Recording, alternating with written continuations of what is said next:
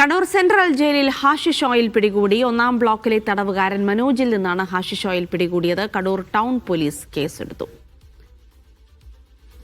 വിജേഷ് ഗോവിന്ദൻ വിവരങ്ങൾ നൽകും. വിജേഷ്, തടവുകാരിൽ നിന്നാണ് ഹാഷിഷ് ഓയിൽ പിടികൂടിയത് എന്നുള്ളതാണ് ഗൗരവതരം. വിവരങ്ങൾ എന്താണ്?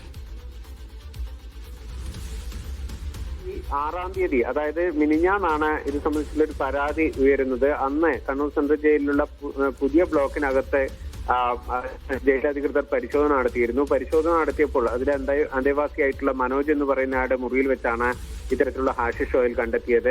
ഈ മുറിയുടെ അകത്ത് 2 ചെറിയ കുപ്പികളിലായിട്ടാണ് ഹാഷിഷ് ഓയിൽ നിറച്ചു വെച്ചിരുന്നത്. നേരത്തെ കണ്ണൂർ സെൻട്രൽ ജയിലിൽ ബീഡിയും അതുപോലെ തന്നെ മയക്കുമരുന്ന്, മൊബൈൽ ഫോൺ ഉൾപ്പെടെയുള്ള സാധനങ്ങൾ എത്തിക്കുന്നതായിട്ടുള്ള വിവരങ്ങളും പരിശോധനയിൽ കണ്ടെത്തുകയൊക്കെ ചെയ്തിരുന്നു. അതിന് പിന്നാലെയാണ് ഇപ്പോൾ ഹാഷിഷ് ഓയിൽ കണ്ടെത്തിയിരിക്കുന്നത്.